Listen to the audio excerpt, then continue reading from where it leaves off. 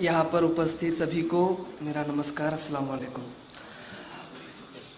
2-3 दिनों से मैं एक्चुअली बाहर हूँ, मुंबई, फिर सोलापुर, फिर बीड़ और फिर बीड़ से घर। नींद नहीं हो पा रही है, ठीक से खाना नहीं मिल रहा है। ऐसा लगा था कि रिज़ल्ट के बाद ज़िंदगी चेंज हो जाएगी, वो चेंज हो चुकी है, लेकिन उस नज़रिए से नहीं। मेरा रिज़ल्ट आया उस दिन, मैं बहुत खुश था। 9-10 मई के बीच में रिज़ल्ट लगेगा ऐसा चल रहा था, क्योंकि ये एग्ज़ाम ऐसी होती है कि इसमें रिज़ल्ट कब लगेगा ऐसी कोई डेट नहीं दी जाती, अचानक बॉम्ब गिर जाता है। और 9-10 तारीख को बॉम्ब गिर सकता है ऐसा बताया जा रहा था। तो मेरा रूम था पूना में, दोस्त के रूम पर मैं रहता था। तो वहाँ से मैं 10 मिनट की दूरी पर साइबर कैफ़े था, मेरे पास खुद का कंप्यूटर नहीं था, तो मैं साइबर कैफ़े गया सुबह 10 बजे 9 तारीख को, और 10 बजे से लेकर 4 बजे तक मैं साइबर कैफ़े में बैठा रहा, खाना नहीं खाया, थोड़ा नाश्ता मैंने किया था।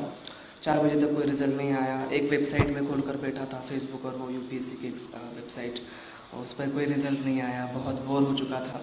मैंने कहा चलो अब जाकर सो जाते हैं, कल 100% लग जाएगा। रूम पर गया, थोड़ी नींद हुई 1-2 घंटे की, बाद में 12 बज गए, फिर नींद ही नहीं आ रही थी, क्योंकि बहुत ज़्यादा एक्साइटमेंट थी, बहुत ज़्यादा भी डर भी था उसका मुझे, क्योंकि मैं क्यों ऐसा हो रहा था ये आपको आगे चल के बताऊँगा ही, आपको समझ में आ जाएगा कि वो दिन कितना अहम था मेरे लिए। तो नींद नहीं आई, फिर सुबह 6 बजे रेडी हुआ, 10 बजे फिर साइबर कैफ़े में जाकर बैठा, 10 बजे से 4 बजे तक वेट किया, फिर भी रिज़ल्ट नहीं आया। बहुत ज़्यादा, एक एक मिनट मेरे लिए इनटॉलरेबल था।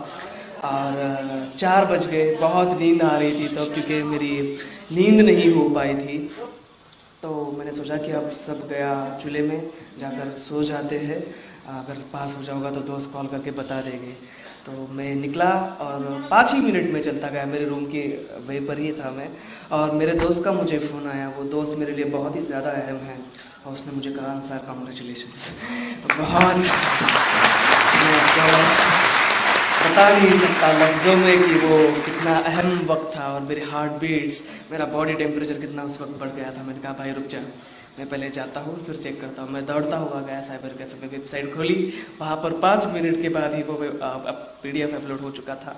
मेरा 361 ऑल इंडिया रैंक आया था, बहुत अच्छा रैंक था, एक्सपेक्टेड उससे थोड़ा ज़्यादा था, लेकिन 361 में मैं सेटिस्फाइड था, क्योंकि मेरी सिचुएशन बहुत वीक थी और मुझे कुछ ना कुछ तो ज़रूर चाहिए था। 4 साल से मैं बहुत स्ट्रगल कर रहा था, तो बहुत ज़्यादा खुश हुआ।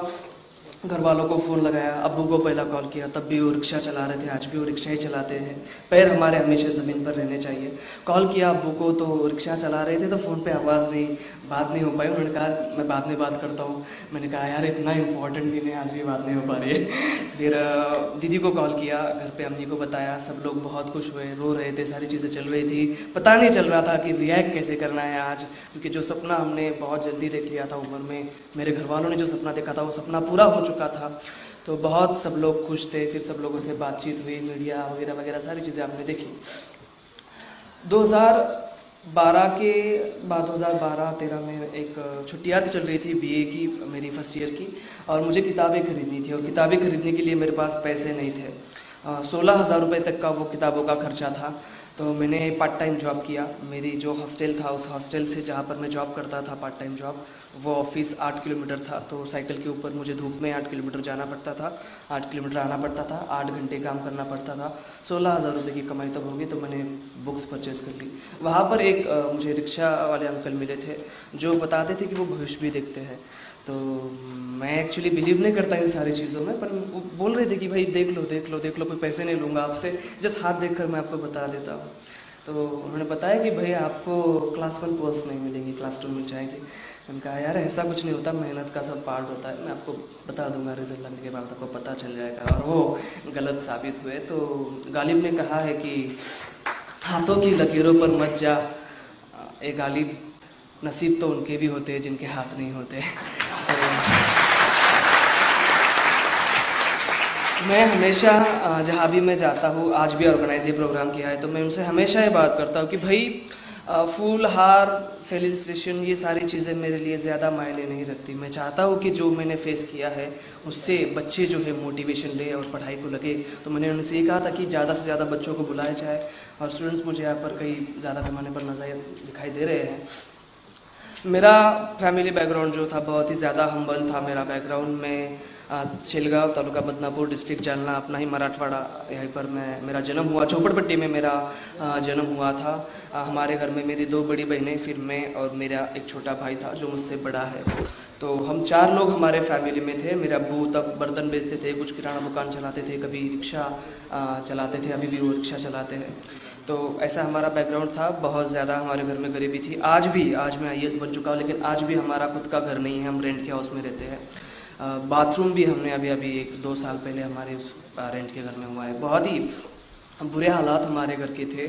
हमारे घर में वो सारी चीज़ें जो हमारे देश के सामने आज बहुत बड़ी समस्या है, आप वो डोमेस्टिक वायलेंस की बात कीजिए, डाउरी कस्टम की बात कीजिए, चाइल्ड मैरिज की बात कीजिए, सारी चीज़ें मैंने देखी थी। 10th कक्षा में मैं जब था तब मुझे MSc IT जो कोर्स आता है वो कोर्स करना था, और उसके लिए हमारे पास पैसे नहीं थे। तो मैंने एक होटल था हमारे गांव में, रेस्टोरेंट था, उस होटल में मैं चाय सर्व करता था, टेबल साफ़ करता था, फर्श पूछता था। रात में 10 घंटे में काम करता था, 2 घंटे मुझे वो टाइम देते थे, तब जाकर मैं वो MSc IT का कोर्स करता था और उसमें मैं टॉप किया था। तो ऐसा एक पूरा बैकग्राउंड था हमारा। घर में हालात ऐसे थे कि कभी कभी खाने को भी नहीं होता था हमारे घर के अंदर। उसमें हमारे अब्बू पहले शराब पिया करते थे, तो और ज़्यादा प्रॉब्लम बढ़ जाती थी। तो ये सारी बुरी चीज़ें मुझे दिखाई देती थी। तो बहुत बार सवाल आता है कि भाई इतनी बुरी हालात है तो आप जी कैसे सकते हो, आप यहाँ इस मुकाम तक कैसे पहुँच सकते हो। तो उसका सबसे बड़ा अगर कोई रीज़न है तो वो रीज़न एजुकेशन है। मुझे हमारे घर से ज़्यादा पसंद कोई चीज़ थी, मेरे पेरेंट्स, मेरा आसपास का माहौल से भी ज़्यादा अगर मुझे कुछ पसंद था तो वो मेरे टीचर्स और मेरी स्कूल थी। क्योंकि बचपन से ही जिसे होशियार स्टूडेंट माना जाता है कि भाई ये बच्चा टीचर्स के साथ अच्छे रिलेशन रखता है, टीचर से बातचीत करता है, क्लास में सवाल पूछता है, जवाब देता है, तो वो स्टूडेंट्स टीचर्स को बहुत ज़्यादा पसंद आते हैं। तो उनसे मेरा बहुत कॉन्फिडेंस बढ़ता था। मुझे रिस्पेक्ट कभी मिली नहीं हमारे सोसाइटी में, हमारे घर में, आसपास के माहौल में, लेकिन स्कूल में बहुत रिस्पेक्ट मिलती थी। 6ठी कक्षा में मैं जब था, मुझे आज भी याद है कि जब मैं 6ठी कक्षा में था तब पूरी स्कूल मुझे पहचानती थी। 10वीं कक्षा के बच्चे, इतना फेमस मैं हमारे स्कूल में हुआ करता था। मुझे किताबों से बहुत ज़्यादा लगाव था, पढ़ना बहुत पसंद था मुझे, तो उसकी मैं पढ़ाई किया करता था। मुझे इलोक्यूशन जो वक्तृत्व स्पर्धाएँ होती है, जिसमें स्पीच देना होता है, तो मेरा वो स्किल था, तो उसमें मुझे प्राइजेस मिलते थे। फिर उतने 100-200 रुपये मुझे मिल जाते थे, तो वो मेरा खर्चा उस पर निकल जाता था। स्कूल में बहुत अच्छे टीचर मुझे मिले। एक जो मुस्लिम कम्युनिटी के बारे में मैंने खुद एक्सपीरियंस किया है कि आपको है ना दूसरी कम्युनिटी क्या या फिर सिस्टम या सोसाइटी पीछे नहीं खींच रही है आपको, आप खुद पीछे खींच रहे हैं, आपका माइंड सेट पीछे खींच रहा है। क्योंकि मेरे घर वाले जो हमारे रिश्तेदार थे, उन्होंने, मैं 4ठी कक्षा में था, होशियार हुआ करता था मैं, और मेरी पढ़ाई वहाँ पर बंद होने वाली थी। 4ठी पढ़ लिया, मैथ्स आ गया बहुत था, मुझे कुछ ना कुछ काम लगाने वाले थे। हमारे घर वाले रिश्तेदार जो थे वो बोल रहे थे कि ज़्यादा पढ़ाई करके क्या करना है, इसको कौन सी नौकरी मिलने वाली है। ये हर सवाल पूछा जाता है माइनॉरिटीज़ के बच्चों से, हमारे मुस्लिम कम्युनिटी के, और ये दूसरे नहीं पूछते, आपके घर वाले ही आपको ये सवाल पूछते हैं। अगर मेरी जैसी किसी की स्ट्रांग विल है तो वो आगे बढ़ सकता है, लेकिन हर एक के बारे में ऐसी बात नहीं होती। तो हमारे अब्बू गए टीसी निकालने के लिए 4ठी कक्षा से मेरी, तो वहाँ पर पडुलकर नाम के हमारे टीचर थे, जिन्हें मैं बहुत प्यार करता हूँ, आज भी मिले नहीं बहुत सालों से मुझे वो। उन्होंने कहा कि ये आपका बच्चा बहुत होशियार है और आप इसे आगे पढ़ाइए, आप इसे आगे पढ़ाइए तो ये पूरा आपका माहौल बदल के रख देगा। तो हमारे अब्बू जो पहले भी पढ़े लिखे नहीं थे, हमारी अम्मी जो अनपढ़ है, अब्बू भी अनपढ़ है, तो अनपढ़ लोगों की खासियत ये होती है कि जब कोई बड़ा आदमी उनसे कोई ऐसी बात कहता है तो वो ज़्यादा अडॉप्ट कर लेते हैं, उसको ज़्यादा कन्विंस हो जाते हैं। तो मेरे अब्बू ने कहा कि चलो ठीक है, इसे हम पढ़ाते हैं, इसके बारे में हमारे सर ने कहा है तो इसे पढ़ाना है, बड़ा ऑफिसर बनाना है। तो मैं ऐसे तरह से मेरी पढ़ाई शुरू हुई। इतनी बुरी हालात थे कि जो खिचड़ी वगैरह मिलता था हमारे वक्त, उसमें वो खिचड़ी में खाया करता था, घर पे खाना खाने का इसलिए अच्छा होता नहीं था। हमारे अम्मी के साथ एक हादसा हुआ, उसकी वजह से वो 1 साल तक मेंटल डिसऑर्डर उनको हुआ था, जिसे हमारी सोसाइटी में आज नेगेटिवली पागल कहा जाता है। 1 साल तक वो वैसे हालात थे। अब्बू ने 3 शादियाँ कर रखी थी, पहली बीवी, फिर हम, और फिर तीसरी शादी कर रखी थी। ऐसी पूरी ये चीज़ें चलती थी। स्कूल में जब मैं जाता था तो कभी कभी मेरी कपड़े फटे हुए थे, जो हमारा यूनिफॉर्म होता है ना जिला परिषद के स्कूल का, तो कभी कभी फटा हुआ होता था। और हमारे स्कूल इतनी अच्छी थी कि कितना भी होशियार बंदा हुआ, अगर वो रूल नहीं फॉलो करता तो बहुत पीटते थे। तो मैं पिटना नहीं चाहता था सबके सामने, तो मैं क्या करता था कि जब भी ऐसे मेरे कपड़े फटे हुए, सिलाने के लिए टाइम नहीं है, पैसे नहीं है, 10 बजे से 10:30 बजे तक परिपाठ चलता था, जिसमें राष्ट्रगीत, न्यूज़ बताते थे, स्टोरीज बताते थे, सुविचार बताते थे। वो होने के बाद में 10:30 बजे के बाद सब लोग अंदर चले जाते थे। तो वो सब अंदर जाने के बाद मैं छुपके से जाकर क्लास में बैठ जाता था। तो वाइट शर्ट पहना हुआ था, पैंट कौन से रंग की पहनी है पता नहीं चलती थी किसी को। तो ऐसी ये पूरी हालात थी। एक इंसिडेंट्स बता रहा था। मुझे चिकन बहुत पसंद है लेकिन वो भी मुझे बहुत कम मिलता था। फिर हमारे स्कूल के जिला परिषद के स्कूल में खिचड़ी में कभी कभी कीड़े आ जाते थे तो वो नॉनवेज हो जाता था एक किस्म का। तो इस तरह के ये पूरे हालात थे। 10th मेरा हुआ, मुझे साइंस मैथ बिल्कुल पसंद नहीं था। 10th में मैंने डिसाइड कर लिया कि मुझे बहुत बड़ा ऑफिसर बनना है, लेकिन बड़ा ऑफिसर क्या होता है ये मुझे पता नहीं था, क्या करना पड़ता है ये भी पता नहीं था। अवेयरनेस मराठवाड़ा में बहुत कम है, तो मुझे बड़ा ऑफिसर बनना था, इतना तब डिसाइड हो चुका था। 11th-12th मैंने साइंस आर्ट्स से किया। संस्कृत सब्जेक्ट था मेरा, ऊपर म्यूजिक था, पॉलिटिकल साइंस था, साइकोलॉजी था। बाहर वाले कॉलेज जालना का बहुत फेमस है। 500 रुपये वहाँ पर बस 11वीं की फीस थी और 500 रुपये 12वीं की। तो हमारे घर वाले भी बहुत ज़्यादा खुश थे क्योंकि फीस देने की ज़रूरत नहीं थी। तो और मुझे साइंस मैथ वैसे भी पसंद नहीं था, तो मैं आर्ट्स मैंने लिया। बहुत ज़्यादा मैंने आर्ट्स की पढ़ाई की। वहाँ पर टीचर्स मिले, उन्होंने बताया कि भाई यूपीएससी क्या चीज़ होती है। तो उन्होंने पैटर्न बताया कि प्रीलिम, मेंस, इंटरव्यू, सिलेबस ये होता है, ऐसा पैटर्न होता है। बेसिक पता चल गया मुझे तब। लेकिन टीचर्स ने कहा कि भाई अंसार, आपके पास अभी ग्रेजुएशन के वक्त के 3 साल है, इसलिए आपका जो टाइम है अभी वो 11वीं 12वीं के ऊपर फोकस कीजिए, पुनः आप जाइए बाद में 12वीं होने के बाद और वहाँ से तैयारी शुरू कीजिए। तो मैंने बस 11वीं 12वीं की बहुत दिल लगा के पढ़ाई की। 91% तब मुझे मार्क आए थे, बहुत ज़्यादा मार्क्स थे। संस्कृत में मुझे, जो मैंने सिर्फ 11th-12th में लिया था, उसमें 100 आउट ऑफ 100 मार्क्स थे। मैं हमेशा मार्क्स का जिक्र इसलिए करता हूँ कि मार्क्स आप कितने होशियार है ये नहीं दिखाते, मार्क्स आप कितने मेहनती हो, आप कितना हार्डवर्क करते हुए ज़रूर दिखाते हैं। तो 91% मार्क्स मुझे तब आए थे, तभी मुझे चश्मा लग चुका था और मैंने फिर डिसाइड किया कि अब मैं पुणे जाना चाहता हूँ। हमारे फैमिली का, मेरे जो ये सक्सेस है, सक्सेस के पीछे बहुत सारे लोगों का हाथ है। वो मेरे घर वाले, मेरा भाई, उसके बाद में मेरे दोस्त, मेरे टीचर्स और वेल विशर्स, इनका बहुत बड़ा रोल है। तो मेरे फैमिली का 2 बहुत अहम रोल रहे था। एक था वो फाइनेंशियल लेवल पर था कि भाई एक रिक्शा चला रहा है, उसको खुद खाने के लिए नहीं है, वो अपने बेटे को पेट काट कर पैसे भेज रहा है। मेरा भाई जो 6ठी कक्षा में स्कूल छोड़ चुका था क्योंकि एक तो घर में पढ़ाई का माहौल नहीं था। मेरे घर वालों ने कभी मुझसे बैठकर कहा नहीं कि अनुसार पढ़ाई करो, हमें ही करना पड़ता था। वैसे में मेरा भाई जो स्कूल में या तो मार कर आता था या मार के आता था लोगों को, तो वो नहीं पढ़ पाया आगे। तो वो हमारे मामा जी थे, 14 साल का वो तब था, तो मैं 16 साल का था। उसने स्कूल छोड़ दी, उनके यहाँ पर वो ग्रोसरी शॉप था, तो वहाँ पर वो काम किया करता था। 2,500 शुरुआत में उसको पेमेंट मिलता था, अभी 6,000 उसको पेमेंट मिलता था। तो वो जो उसका पेमेंट था 6,000 रुपये, वो डायरेक्टली वो मेरे अकाउंट के ऊपर भेज देता था। 1 रुपया वो खुद के लिए नहीं रखता था। इसलिए मैंने जैसा कहा कि मेरा एक छोटा भाई है जो मुझसे बड़ा है, उसका रीज़न ये है। तो उनका बहुत बड़ा रोल रहा है। तो फाइनेंशियल लेवल पर मेरे फैमिली ने बहुत सेक्रीफाइस किया है, इमोशनल लेवल पर सेक्रीफाइस किया है। हमारे जनरेशन का मैं अकेला ग्रेजुएट हूँ। पुणे जैसे शहर में जहाँ मेरा कोई पहचान का नहीं, कोई दोस्त नहीं, कोई रिलेटिव नहीं, वहाँ अपने एक बच्चे को भेज देना, अकेले भेज देना, वहाँ पर कैसा रहेगा, कैसे खाएगा, कैसे लोग उसे मिलेंगे, किस तरह से वो रह पाएगा, ये डर होते हुए भी उन्होंने हिम्मत दिखाई, मुझे वहाँ भेजा। 4 साल में 4 ईद हुई, रमज़ान ईद, उन 4 में से बस मैं 2 ही रमज़ान ईद को हमारे घर आ पाया। तो आप समझ सकते हो कि क्या इमोशनल सेक्रीफाइस मेरे पेरेंट्स ने मेरे लिए किया है। तो बहुत बार मेरी अम्मी रोती भी थी क्योंकि मैंने जैसा बहुत बार मेरे स्पीचेस में कहा है कि 4 साल में बस मैं 1 किलो से बड़ा हूँ। मेरा वज़न बहुत ज़्यादा, मुझे पढ़ाई भी करना पड़ती थी और खाना भी पुणे का ठीक से नहीं मिलता था। तो ये इमोशनल जो था वो सेक्रीफाइस मेरे पेरेंट्स ने मेरे लिए किया। पुणे में गया, वहाँ पर मैंने पढ़ाई शुरू की। फर्ग्यूसन कॉलेज जो बहुत बड़ा कॉलेज है भारत का, लोकमान्य तिलक ने उसकी स्थापना की है। उस कॉलेज में मुझे मेरिट के आधार पर एडमिशन मिल गया। वहाँ पर मुझे बहुत अच्छा एक 8-9 लोगों का ग्रुप मिला, हमारे दोस्त। क्योंकि पुणे में फर्ग्यूसन कॉलेज में जो बंदा आता है तो 95% बच्चे बोलते हैं कि मुझे आईएएस बनना है। हमारे वक्त भी यही सवाल पूछा गया था, तो 95% लोगों ने ये कहा था कि आईएएस बनना है। उनमें से मैं अकेला सेलेक्ट हुआ और वहाँ पर जाने के बाद में बहुत ही अलग माहौल था। पुणे एक बहुत बड़ा सिटी है, बहुत डाइवर्सिटी वहाँ पर है, अलग अलग किस्म के लोग होते हैं, उनके पास बहुत पैसे होते हैं, जगमगाट होता है, सारी चीज़ें आप समझ सकते हैं। तो उसमें सर्वाइव करना मेरे लिए बहुत डिफ़िकल्ट हो रहा था। फिर दोस्त मिले, हॉस्टल मिला, वहाँ पर कम पैसों में मेरा एडमिशन हो गया। मैंने पढ़ाई शुरू की, दोस्त बनाए, ग्रुप में स्टडी शुरू किया। सेकेंड ईयर में तब मैं था, तब यूनिक एकेडमी का मैंने क्लास ज्वाइन किया। वहाँ पर तुकारामज़ादा सर की मुझे बहुत हेल्प हुई। आज भी हम देखते हैं कि जिनके पास पैसे होते हैं वो लोग दूसरों को देने में हिचकिचाते हैं। उन टीचर्स ने मैंने कहा कि सर मैं पूरी फ़ीस आपको पे नहीं कर सकता। मेरा बोलने का स्टाइल अच्छा था तो मैं कन्विंस कर पाता था उनको, तो वो कन्विंस हो गए। और जो 70,000 रुपये तब देना पड़ते थे, उन्होंने मुझे 35,000 लिए, वो भी उन्होंने मुझसे 5-6 इंस्टॉलमेंट में लिए। जब मैं क्लास में जब जाता था तो बहुत अलग माहौल होता था, क्योंकि जब मैं 19 साल का था तब मैंने क्लास ज्वाइन किया था और 29-29, 30-30 साल के लड़के क्लास में बैठे हुए होते थे। तो मैं बहुत छोटा उनके सामने नज़र आता था, बहुत डर लगता था मुझे। बहुत बड़ी बड़ी किताबें उनके टेबल के ऊपर रखी हुई होती थी, वो देख कर मैं डर जाता था क्योंकि मेरे पास किताबें नहीं थी। तो ये सारा माहौल था। बहुत सारे लोग जैसे आप बैठे, मैं पीछे से चल कर आता था, फिर क्लास में फ्रंट में ही बैठा करता था क्योंकि छोटा था।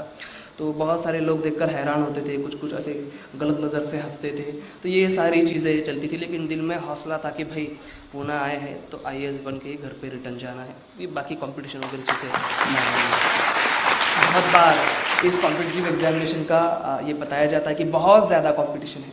मतलब हमारे वक्त 4.5 लाख बच्चों ने एग्ज़ाम दी थी, आज 1100 पूरे ऑल इंडिया से सेलेक्ट हुए। तो बहुत ज़्यादा कंपटीशन होती है, बहुत पढ़ाई करते हैं बच्चे, ऐसा वैसा ये सारी चीज़ें बताई जाती है। लेकिन मैं आपको एक बात बता दूं कि आपका कंपटीशन किसी और से नहीं है, आपका कंपटीशन आपसे खुद से होता है। आपका कंपटीशन आपसे खुद से होता है, आपकी नेगेटिविटी से होता है। तो आप कंपटीशन के बारे में ज़्यादा मत सोचिए, आप खुद पे भरोसा रखिए, खुद के हार्डवर्क पे भरोसा रखिए, मेहनत करते रहिए, चलते रहिए, फोकस आपकी पढ़ाई के ऊपर रखिए, आपको मंजिल अपने आप मिल जाएगी। वो मुझे मिलती दिखाई दे रही है।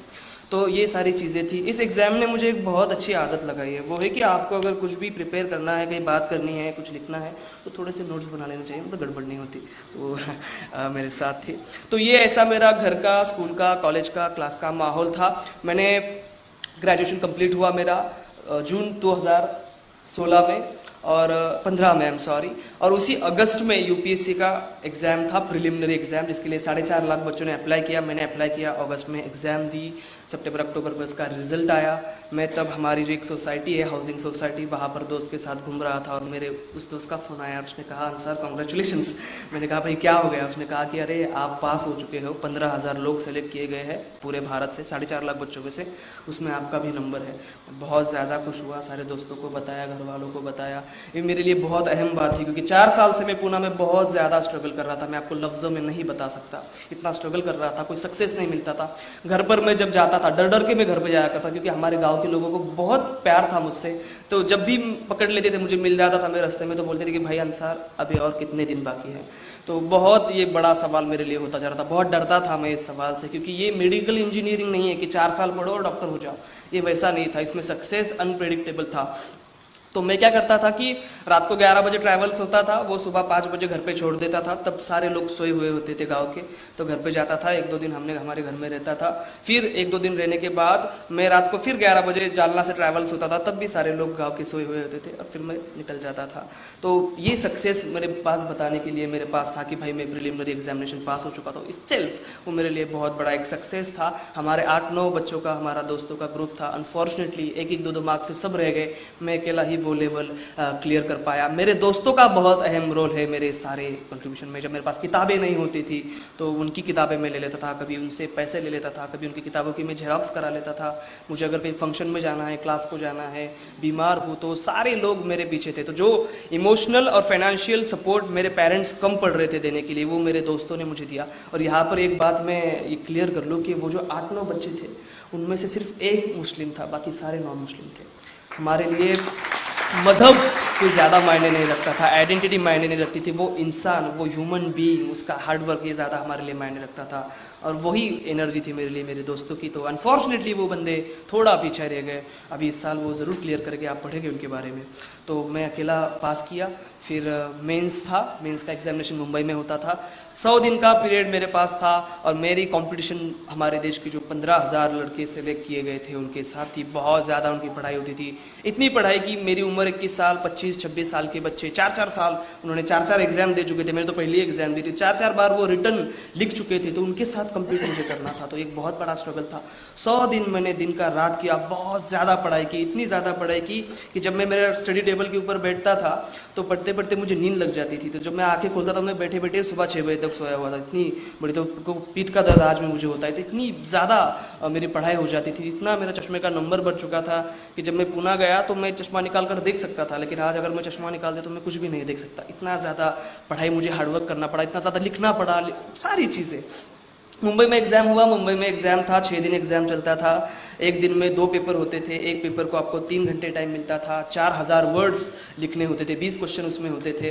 तो 3 घंटे वो 4000 वर्ड्स लिखो, फिर उसके बाद में 2 घंटे का गैप, फिर 3 घंटे 4000 वर्ड्स के साथ दिन में 6 घंटे लिखना पड़ता था, 8000 वर्ड्स वो हो जाते थे। इतना भी मेरे जैसा कोई छोटा बच्चा कर लेता है, लेकिन उसके बाद में 1 दिन की छुट्टी होनी चाहिए, वैसा भी कुछ नहीं था। अगले दिन आपको फिर से पेपर देना होता था। 6 दिन ये प्रोसेस चलता रहा। इतना कि सर ने जैसा बताया कि अंगूठा मेरा नीचे से सूज जाता था, मतलब बहुत तकलीफ उसको होती थी, तो वो गर्म पानी में डालकर आधा घंटे रख दिए कि वो ठीक हो जाता था। तो ये ऐसा सारे माहौल था। एग्ज़ाम मैंने बहुत अच्छा लिखा, बहुत ज़्यादा लिखना पड़ता था। मेरे जो 2 दोस्त आज सेलेक्ट हुए हैं वो कहते थे कि भाई 1750 मार्क का ये मेंस का एग्जामिनेशन था, और इस 1750 में से किसका 100 मार्क का लिखने का रह गया, किसका 200 मार्क का लिखने का रह गया। लेकिन मैंने इतना ज़्यादा लिखा था कि मेरा बस 12 मार्क का पेपर लिखने का रह चुका था 1750 में से। बहुत ज़्यादा मैंने लिखा था मैंने। उसमें मुझे 1750 में से 693 मेरा मेंस का स्कोर आया, अभी पता चला। उसके बाद में दिसंबर में एग्ज़ाम हुआ। फरवरी में अब मेरा लाइफ ऐसा है कि थोड़ा सा मैं एक प्रॉब्लम से निकलता हूँ कि दूसरे मेरे पर आकर टपक जाती है। तो अच्छी सारी चीज़ें चल रही थी। 9 फरवरी का दिन आया, मेरे जीजू थे, मेरी बड़ी बहन उसकी उम्र 26 साल है, उसको एक 7 साल का, एक 2.5 साल का बच्चा है। हमारे जो जीजू थे वो थोड़े से अल्कोहलिक थे, बहुत प्यार करते थे दीदी से, लेकिन घर के डिस्प्यूट्स थे उनके, तो अल्कोहलिक इतने ज़्यादा हुए कि उसमें उनकी डेथ हो गई। 28 साल उनकी, 28-29 साल उम्र थी। 9 फरवरी को ये सब हुआ। सारी जिम्मेदारी अब मुझ पर थी, क्योंकि भाई तो मामा के यहाँ काम कर रहा है, अब्बू रिक्शा चलाते हैं, कोई सपोर्ट नहीं था, तो मेरे ऊपर बहुत बड़ी जिम्मेदारी थी।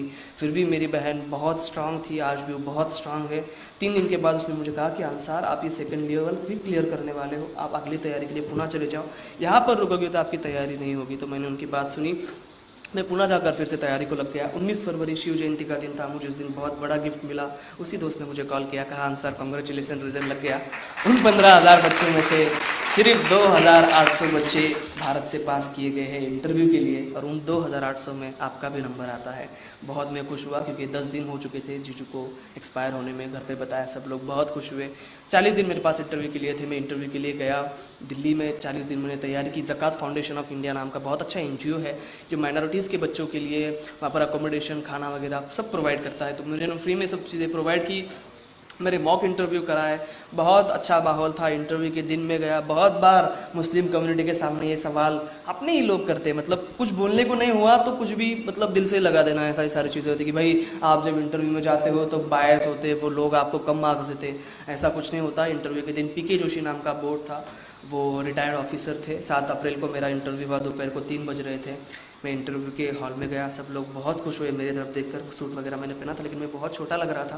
उन्होंने पहला सवाल पूछा कि भैया आपकी उम्र कितनी है। मैंने कहा सर 21 साल। तो वो 21 साल में आप यहाँ तक कैसे आ गए। मैंने कहा सर बस आ गया, मेहनत की और आ गया। बहुत खुश वो लोग हुए। इंटरव्यू मेरा 28-29 मिनट चला, और जो सवाल आप लोगों ने पढ़ा होगा पेपर में कि मुझसे पूछा गया, ऐसे अपने माँ बाप की उम्र के वो लोग होते हैं 60-65 के, ऐसे ही गप्पा चल रहा था। तो उन्होंने पूछा कि अंसार आप शिया हो या सुन्नी हो। मैंने कहा सर मैं इंडियन मुस्लिम हूँ, बाकी की चीज़ों पर मेरा तो एक OBC, एक मुस्लिम, इससे भी ज़्यादा मैं अहमियत देता हूँ एक इंडियन होने पर अपने। तो ये सवाल का जवाब उन्हें बहुत पसंद आया। बहुत अच्छा मेरा इंटरव्यू हुआ, हंसी मजाक हुए, गप्पे हुए सब। मुझे बिल्कुल उन्होंने एक भी ये सब मुश्किल सवाल नहीं पूछा, क्योंकि बहुत बार आप सर तो एक्सपीरियंस्ड है कि बहुत ज़्यादा कभी कभी मुश्किल वाला इंटरव्यू होता है, इतना कि कुछ बच्चे इंटरव्यू हॉल में से आने के बाद में रोने लग जाते हैं। तो मेरे साथ ऐसा कुछ नहीं हुआ, बहुत अच्छे लोग थे। देव मानुस से मराठी में कहते वैसे लोग थे। उन लोगों ने मुझे इंटरव्यू में 275 में से 199 मार्क्स दिए, जो बहुत ज़्यादा मार्क्स है। अगर आप इस फील्ड में हो तो आपको पता चलेगा कि 199 मार्क्स दिए 275 में से। 209 वाला कोई टॉपर है जो देश में फर्स्ट आई है, तीनों भी, इसका भी बहुत स्ट्रगल रहा है। उसको 195 मार्क्स थे, मुझे 199 मार्क्स इन लोगों ने दिए।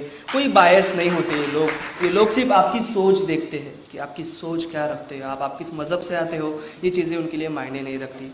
इंटरव्यू हुआ, फिर मैंने आपको रिज़ल्ट कैसे लगा ये सारी चीज़ें बताई। बहुत खुशी का माहौल था, बहुत ज़्यादा मेरा स्ट्रगल हुआ। और रिज़ल्ट लगने के बाद मैंने डिसाइड किया कि भाई ठीक है, मेरे हेल्थ के ऊपर थोड़ा इफेक्ट होगा, थोड़ा सा हेक्टिक होगा। मेरे भी आप आंखें देख रहे थे थोड़ी सी लाल हो चुकी है, खाना ठीक से नहीं हो रहा है, टाइम पर नींद नहीं हो रही। लेकिन मैंने डिसाइड किया था कि मैं ज़्यादा से ज़्यादा अपने मराठवाड़ा के लोगों तक जाऊंगा, फिर किसी भी कम्युनिटी के बच्चे हो उन तक जाकर ये मैसेज दूंगा कि भाई देखिए, अगर मैं हो सकता हूँ तो कोई भी हो सकता है।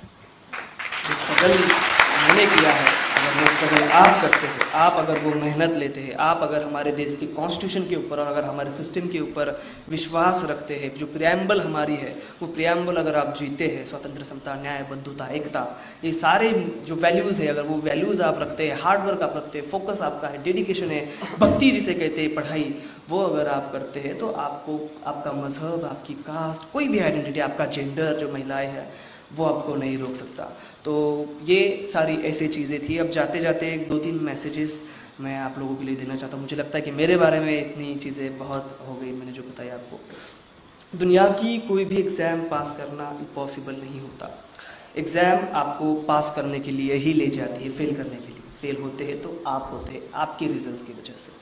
तो मैंने जैसा कहा कि मैं हो सकता हूँ, तो दुनिया का कोई भी इंसान ये एग्ज़ाम क्लियर कर सकता है, लेकिन उसके लिए जो ज़रूरी चीज़ें हैं कि मुझे ये एग्ज़ाम क्यों देनी है, ये आप पहले डिटरमाइन कीजिए। मैंने 2-3 कॉल्स मुझे आए, मेरा नंबर थोड़ा वायरल हो चुका है, तो वो कह रहे थे कि भाई हमारे 2-3 साल बचे, बस उम्र ख़त्म होती आ रही है, तो हम टीचर हैं और हम रिज़ाइन करके फिर से पढ़ाई के लिए लग रहे हैं। तो मैंने उनसे कहा भाई मैं आपसे हाथ जोड़ के विनती करता हूँ कि मैं हुआ हूँ, इसलिए आप तैयारी मत कीजिए। आप आपका खुद का गोल डिटरमाइन कीजिए कि मुझे IAS या फिर IPS क्यों बनना है, मुझे इंजीनियर क्यों बनना है, मुझे डॉक्टर क्यों बनना है।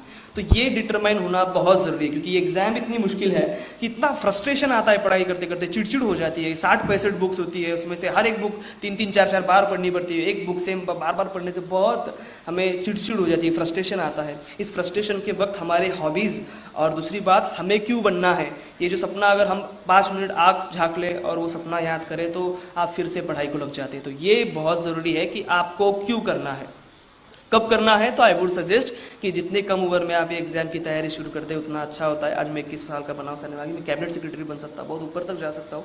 तो ये चांसेस बहुत ज़्यादा है, बहुत ज़्यादा साल तक आप आपके देश की सेवा कर सकते हैं। तो जल्दी डिसाइड कीजिए कैसे करना है, ये बहुत बड़ा सवाल है। इसके लिए 2-3 दिन का वर्कशॉप लेना पड़ेगा, अभी मैं इसके बारे में बात नहीं करूँगा। तो ये कि कोई भी एग्जाम पास करना इम्पॉसिबल नहीं होता, उसके लिए जो ज़रूरी चीज़ें हैं वो आप डिसाइड कीजिए।